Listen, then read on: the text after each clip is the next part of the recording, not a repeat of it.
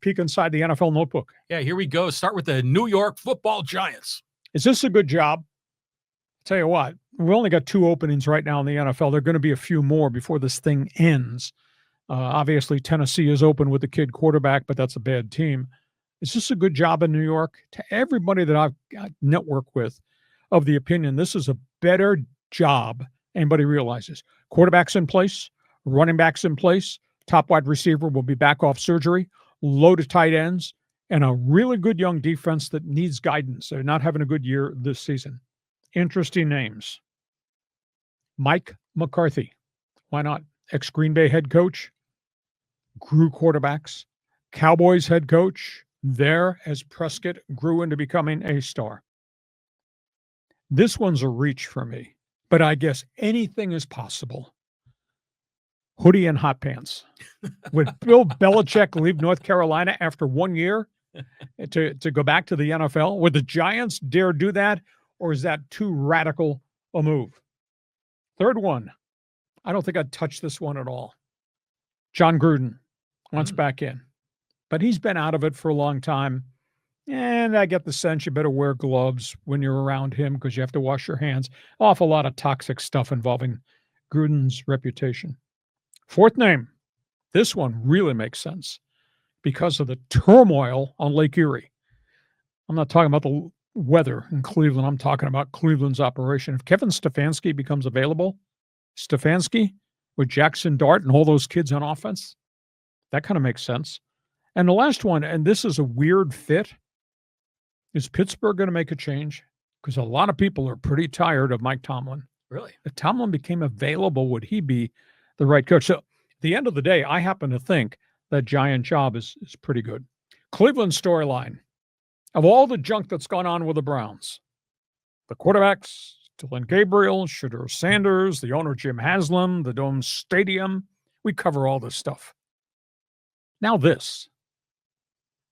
Deshaun Watson will be activated next week, probably off injured reserve. That'll open up a couple weeks window for him to get on the active roster. Deshaun Watson, injured, 2 Achilles injuries. We know about the suspension. We know about the contract. We know about the draft picks they traded away. Evidently, they're just of the opinion that they've seen enough with Dylan Gabriel, and he's a nice college quarterback, but he's a college quarterback. And evidently, they don't see anything from Shedeur Sanders to even give him a kick at the can in the regular season. Deshaun Watson back to starting quarterback in Cleveland. You got to be kidding me. Other sidebar story with the Browns. This is a really sad story. Legendary quarterback Bernie Kosar is in very sad health issues. He's kind of in critical condition, has undergone 3 invasive surgeries, awaiting a liver transplant that they had to cancel because of an infection. He's got severe cirrhosis of the liver. And of course, he had concussions on top of it and Parkinson's. He's only 61 years of age. He is in the hospital. He's stable, but now they've had to go back into the quote marketplace to find another donor. And that stuff takes time. So Bernie Kosar's health, big issue. Dallas Cowboys.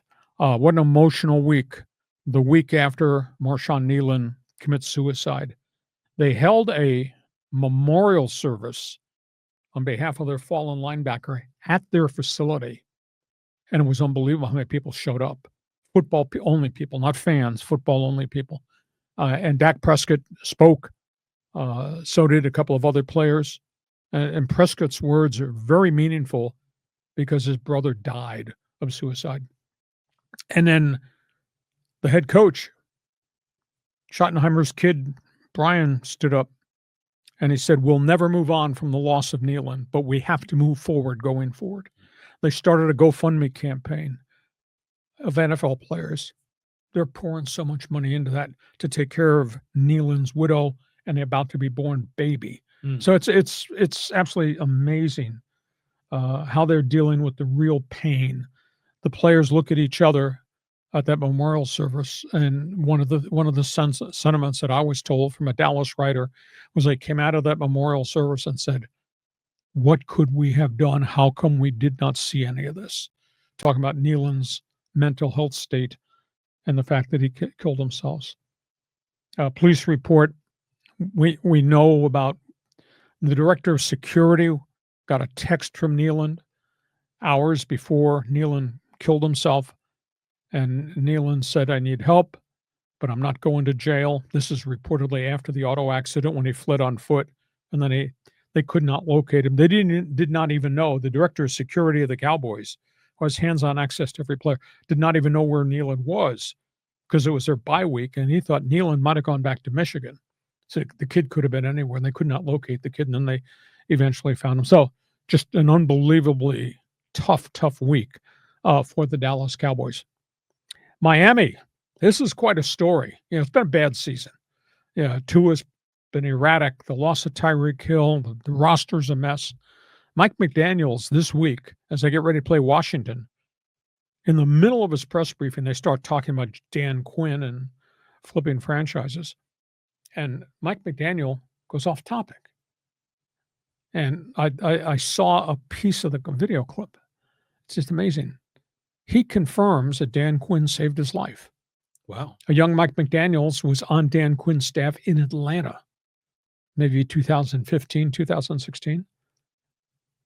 And Dan Quinn did an intervention telling Mike McDaniel, you have an alcohol problem. You better save yourself right now. And it changed his life. McDaniels has never drunk since that point. Interesting story, right in the middle of a press conference, talking about Dan Quinn, the football coach. Then he veers right. That's cool. And talks about it and talks about his life. Final story. I find this hard to believe. I mean, Arizona Cardinals season's kind of unraveling. Wreckage of injuries, just way too much for Jonathan Gannon to overcome. I don't understand this quote conversation that maybe they're going to part ways with Kyler Murray at the end of the season. Murray is the cornerstone of what you're trying to do. But now they've lost Murray with a Lisfranc injury in his foot, gone for the year. They lost their top running back, James Conner, early in the season with a knee injury. Now they've lost Marvin Harrison. He's gone. Appendicitis this week. I mean, franchise is a mess. Zay Jones just put on his ruptured Achilles tendon, the other wide receiver. There's no players left in Arizona. But why would you hit the eject button on Kyler Murray? And if you do that, it's a $45 million cap hit. So I don't understand anything in the way they're thinking in Arizona. So, John, that's what's going on with the NFL Notebook. You want to talk about the Giants, the job, the Cowboys, and the players' reaction? All things Cleveland Browns? Go ahead. It's a busy day in the sports world. I told you. That is an attractive job for the New York Giants. I mean, especially with Jackson Dart and Scatabo and Neighbors and the whole thing. But I saw, I don't know if this was a legit rumor or if this was like some sports writer trying to get clickbait, but they were saying in the event that Stefanski left the Browns, maybe the Browns would hire Coach Prime, and then have his son as the quarterback in Cleveland. And, first I thought that was sort of like a BS comment, but then you're talking about what if Stefanski left? Could he be a candidate for New York?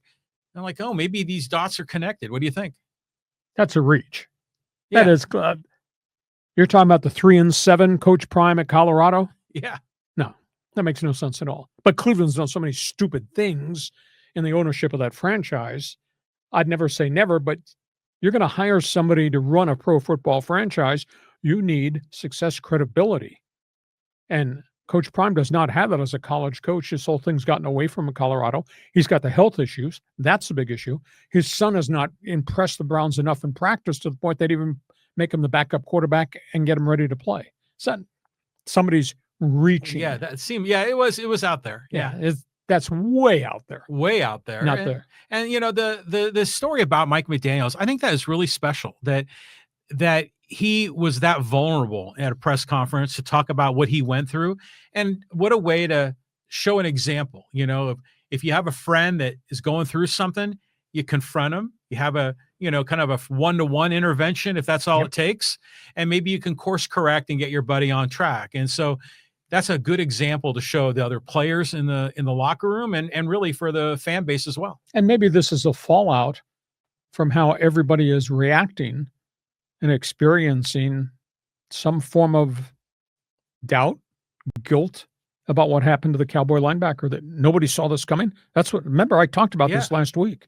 Well, those two things are linked. I mean, if you're having mental issues, you might be more apt to, go for the alcohol. So Yeah, I mean, this is all mental health. Interesting. Hey, you got comments? NFL Fans Forum chat box open for business.